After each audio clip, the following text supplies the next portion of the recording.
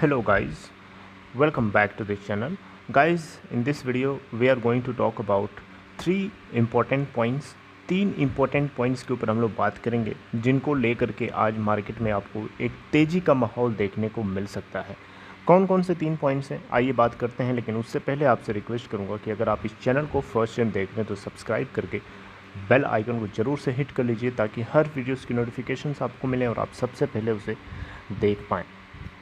तो सबसे पहला पॉइंट तो ये है गाइस, सबसे फर्स्ट पॉइंट तो ये है कि कोरोना वायरस की जो सिचुएशन है हमारे देश के अंदर, पहले नॉर्मल सिचुएशन थी लेकिन अब धीरे धीरे सिचुएशन जो है बढ़ती हुई नज़र आ रही है।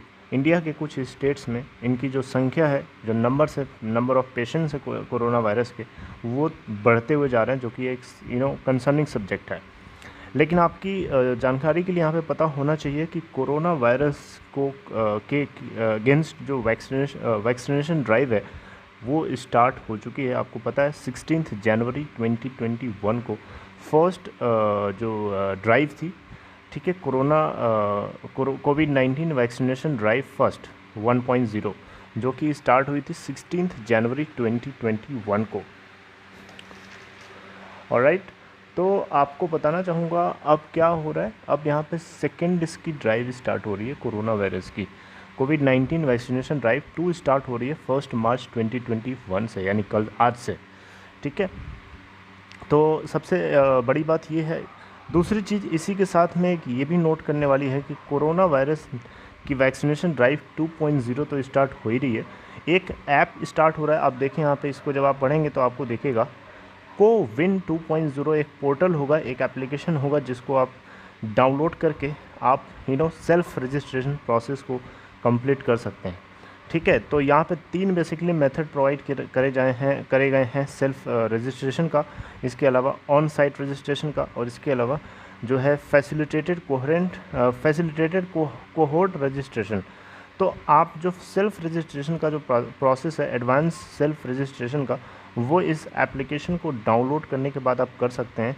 और यहाँ पे आपको बताना चाहूँगा जो फ़ेज़ 2 जो स्टार्ट हो रही है कोविड-19 वैक्सीनेशन ड्राइव की, ये बेसिकली 60 साल से ऊपर की एज वालों के लिए है, या फिर 45 साल से ऊपर के जितने लोग हैं जिनको कोई बीमारी है, सीरियस कोई प्रॉब्लम्स है, वो सभी के सभी लोग जो है कोरोना वायरस के ख़िलाफ़ जो है रजिस्ट्रेशन प्रोसेस इस तरीके से कंप्लीट कर सकते हैं, ठीक है। तो ये आप जो है हमारे देश के अंदर ये चीज़ जो है एक सबसे बड़ी खबर है।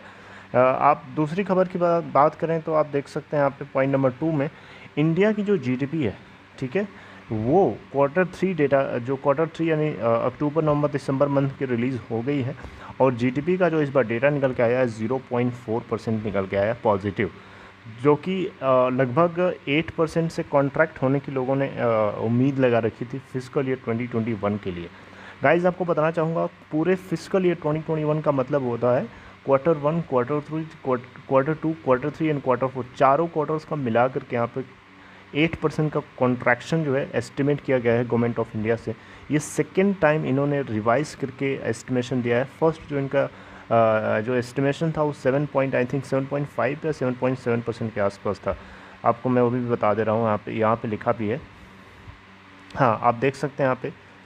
In its first advanced estimate released last month, the government had estimated the GDP in fiscal year 2021 to contract by 7.7%.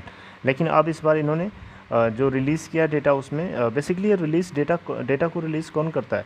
Ministry of statistics and programme implementation, MOSPI, ये इस डेटा को रिलीज़ करता है। तो इन्होंने Q3 के लिए बेसिकली पूरे फिस्कल ईयर 2021 के लिए 8% का कॉन्ट्रैक्शन जो है इन्होंने रिवाइज़ किया है। हालांकि देखते हैं, Q3 तो निकल चुका है, Q4 जो चल रहा है इसका भी डेटा जब आ जाएगा तो पूरे एंटायर फिस्कल ईयर का डेटा जो है रिलीज़ किया जाएगा। लेकिन आपको पता होना चाहिए कि Q3 का जो डेटा है वो निकल के आ रहा है 0.4%, यानी हमारी इकोनॉमी जो है 0.4% से ग्रो करी है, कॉन्ट्रैक्शन नहीं हुआ है Q3 के अंदर। आपको पता होना चाहिए कि Q2 और Q1 के अंदर सिचुएशन जो थी बहुत ही ज़्यादा ख़राब हुई।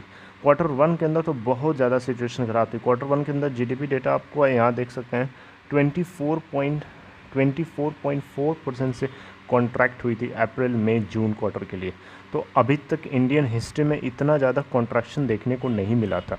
इसके चलो क्वार्टर वन के अलावा अब क्वार्टर टू का अगर आप देखेंगे तो क्वार्टर टू के अंदर भी 7.3% के कॉन्ट्रैक्शन को हमें देखने को मिला था, जो कि आपको पता है कॉन्ट्रैक्शन का मतलब नेगेटिव ग्रोथ, राइट। तो जो कि 7.4% का एस्टिमेशन था, लेकिन 7.3% देखने को मिला था, तब भी नेगेटिव था। लेकिन थैंक गॉड क्वार्टर थ्री के अंदर जो हमें जीडीपी का डेटा मिला है ये 0.4% का प्लस में है, जो कि एक ग्रोथ दिखा रहा है। अब ये ग्रोथ कुछ पर्टिकुलर सेक्टर्स में कंटिन्यूअस रही है ग्रोथ, उनकी वजह से मैं उसको भी बताऊंगा। आइए देखते हैं।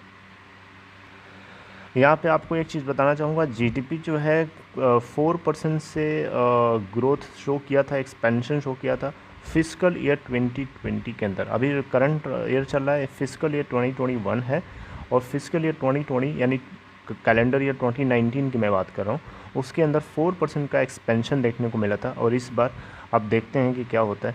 लेकिन 4% के बाद जब फिजिकल ईयर 2021 आया तो आप देख सकते हैं कोरोना वायरस से हमारी पूरी इकोनॉमी हिट हुई है बुरी तरीके से, जिसका आउटकम या जिसका इम्पैक्ट हमारे पूरे सेक्टर्स के ऊपर देखने को मिला है।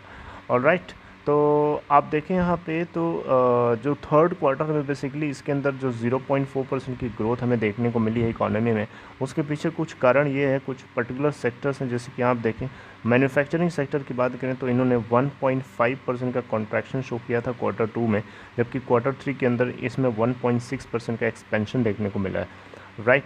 Apart from this agricultural sector की बात करें, फॉरेस्ट्री की बात करें, फिशिंग सेक्टर की बात करें तो इन्होंने 3.9% की ग्रोथ शो किया है क्वार्टर थ्री के अंदर।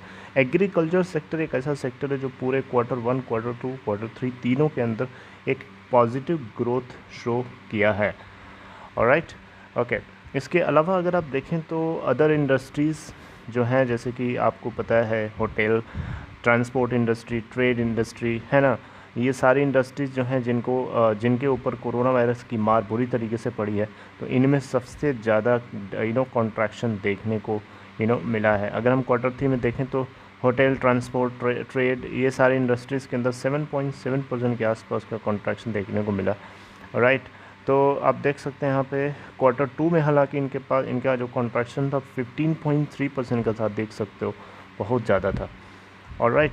तो आप देखें यहाँ पे तो जो कंस्ट्रक्शन सेक्टर है बेसिकली इसमें इस बार जो है क्वार्टर थ्री के अंदर बेसिकली अगर आप देखें तो the construction sector showed a growth of 6.2%, much better from a contraction of 7.2% in quarter two, right.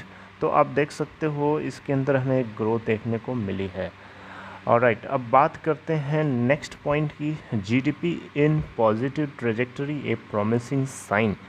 Basically ये नेक्स्ट पॉइंट नहीं है, ये उसी पॉइंट का पार्ट है, आप इसको कंक्लूजन पॉइंट में समझ लीजिए। यहाँ पे बताया गया है पॉइंट नंबर 2, जो खबर नंबर 2 है वो ये है कि जीडीपी जो है एक पॉजिटिव साइन रिफ्लेक्ट कर रही है आने वाले टाइम में। ऐसा मानना है कि ये और ज़्यादा एक्सपेंशन जो है शो कर सकती है, क्योंकि बहुत सारे बजट 2021 में बहुत सारे ऐसे इवेंट्स जो हैं